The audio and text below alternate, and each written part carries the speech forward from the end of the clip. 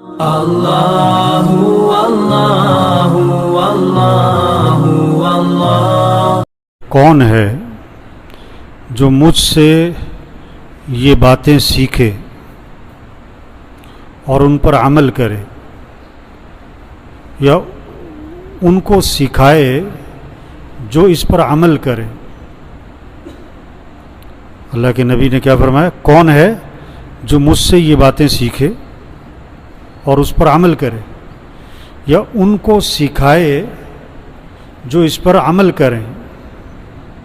ایک طلب پیدا کی، کون ہے؟ حضرت ابو ہریرہ رضی اللہ عنہ نے عرض کی، اللہ کے رسول، میں سیکھوں گا، اس پر عمل کروں گا اور انہیں سکھاؤں گا جو اس پر عمل کرے۔ تو آپ صلی اللہ علیہ وسلم نے میرا ہاتھ پکڑ لیا۔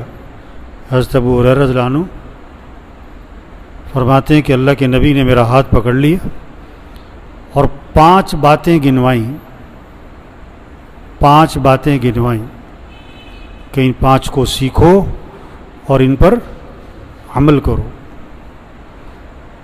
پہلی بات فرمائی، اتق المحارم تکن عبد الناس، حرام چیزوں سے بچ جاؤ،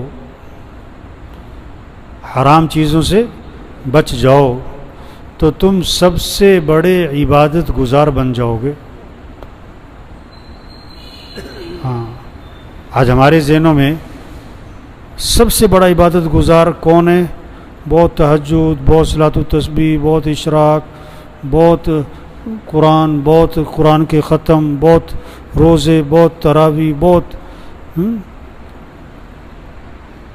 اور آپ نے کیا فرمایا؟ سب سے بڑا عبادت گزار کون ہے؟ جو حرام چیزوں سے بچ جائے۔ ایک آدمی فرائض کو پورا کر رہا ہے اور حرام سے بچ رہا ہے، تو آج کے دور کا وہ کیا ہے؟ بہت بڑا۔ اس زمانے میں تھا تو آج کے دور کا تو ولی اللہ ہے، سب سے بڑا عبادت گزار۔ حرام چیزوں سے بچو۔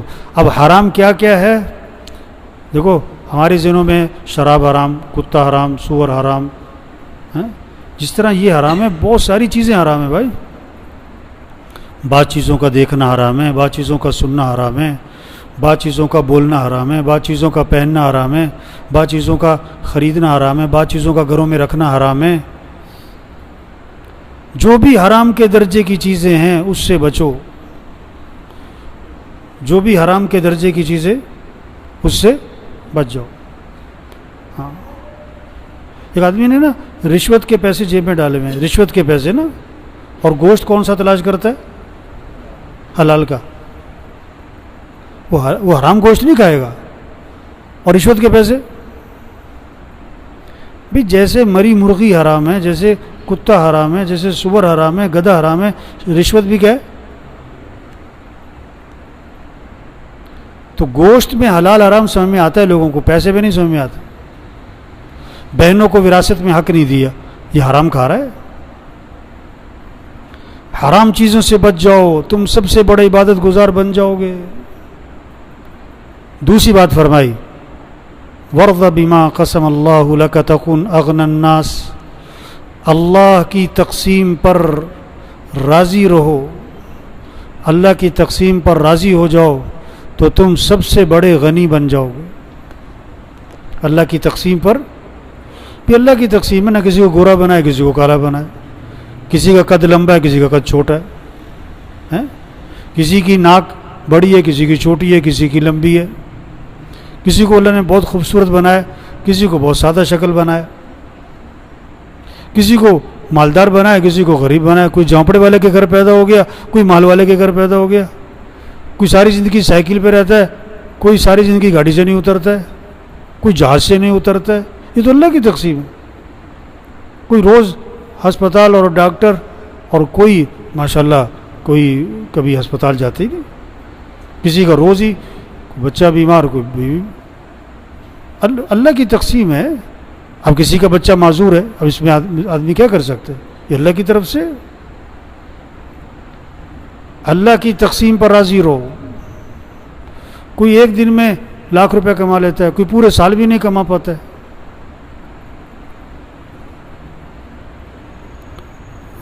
کسی کو مزدور بنایا ہوا ہے، کوئی کسی کو ملک کا مالک بنایا ہوا ہے، کسی کو ملک کا چوکیدار بنایا ہوا ہے۔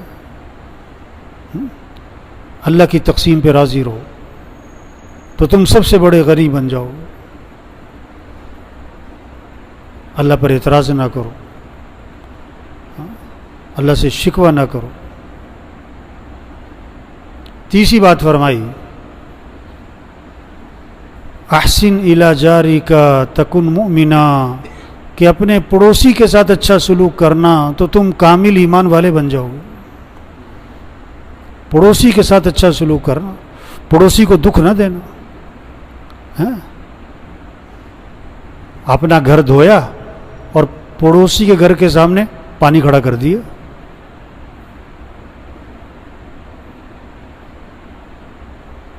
اپنے گھر کی صفائی کی اور کوڑا کہاں ڈال دیا؟ پڑوسی کے گھر کے سامنے کوڑا ڈال دیا۔ نہیں، پڑوسی کو دکھ نہ دینا۔ رات کے 2 بجے آئے واپس اور جناب گاڑی ہے، موٹر سائیکل ہے، اس کا ہارن پہ ہارن دے رہا ہے، اس کے گھر والے تو اٹھے نہیں، سارے پڑوسی اٹھ کے بیٹھ گئے۔ پڑوسی کو دکھ نہ دینا۔ آپ صلی اللہ علیہ وسلم نے فرمایا کہ جبریل علیہ السلام بار بار پڑوسی کے بارے میں آ کے نصیحت کرتے رہے، اس کے حقوق بیان کرتے رہے۔ مجھے یہ اندیشہ ہوا کہ شاید وراثت میں بھی اس کا حق رکھ دیا جائے گا۔ پڑوسی کے ساتھ اچھا سلوک کرنا تو تم کامل ایمان والے بن جاؤ۔ چوتھی بات فرمائی کہ اپنے بھائی کے لیے وہی پسند کرنا جو اپنے لیے پسند کرتے ہو تو تم کامل مسلمان بن جاؤ گے۔ ہاں، اپنے بھائی کے لیے آپ نہیں چاہتے کہ آپ کے گاڑی کے سامنے کوئی گاڑی لگا کے چلا جائے، آپ بھی کسی گاڑی کے سامنے گاڑی مت لگاؤ۔ آپ نہیں چاہتے کہ آپ جا رہے ہو گاڑی میں، پیچھے سے کوئی ہارن پہ ہارن ماری جائے، آپ بھی نہ کسی کو ہارن پہ ہارن مارو۔ آپ نہیں چاہتے کہ آپ کو کوئی برے نام سے پکارے، آپ بھی کسی کو برے نام سے نہ پکارو۔ آپ نہیں چاہتے آپ کو کوئی گالی دے، آپ بھی کسی کو گالی مت دو۔ جو اپنے لیے پسند کرتے ہو وہی اپنے بھائی کے لیے پسند کرو تو تم کیا بن جاؤ گے؟ کامل مسلمان، کامل مسلمان۔ پانچویں بات فرمائی کہ زیادہ ہنسی سے پرہیز کرنا، ولا تکثر الضحک فإن کثرۃ الضحک تمیت القلوب، کہ زیادہ ہنسی سے آدمی کا دل مردہ ہو جاتا ہے۔ زیادہ ہنسی سے بچنا، کیونکہ زیادہ ہنسنے سے دل کیا ہو جاتا ہے؟ مردہ ہو جاتا ہے۔ اور وہ کہہ کے لگ رہے ہیں، ہنسی مذاق کی مجلسیں ہر وقت لگی ہوئی ہیں، تو دل مردہ ہو جاتا ہے۔ اور جب دل مردہ ہو جاتا ہے پھر نیکی کا شوق نہیں رہتا، اعمال کا شوق نہیں رہتا۔ اور جب دل مردہ ہو جاتا ہے تو اچھائی اور برائی کی تمیز ختم ہو جاتی ہے۔ تو یہ 5 نصیحتیں آپ صلی اللہ علیہ وسلم نے حضرت ابو ہریرہ رضی اللہ عنہ کو فرمائیں کہ ان کو سیکھو اور ان پر کیا کرو؟ عمل کرو، اور انہیں سکھاؤ جو اس پر عمل کریں۔ تو سب نیت کرو بھی ان 5 پر عمل کرنا ہے انشاءاللہ، اور انہیں سکھانا ہے جو اس پر۔ آپ نے حدیث سنی، آپ دوسروں کو جا کے سنو۔ اللہ کے نبی نے کیسے شوق پیدا کیا کہ کون ہے جو سیکھے گا میرے سے، اور پھر ہاتھ پکڑ کے سکھایا، ہاتھ پکڑ کے محبت کی وجہ سے، شفقت کی وجہ سے، تعلق کی وجہ سے 5 چیزیں سکھائیں۔ پھر اللہ سب کو عمل کی توفیق نصیب۔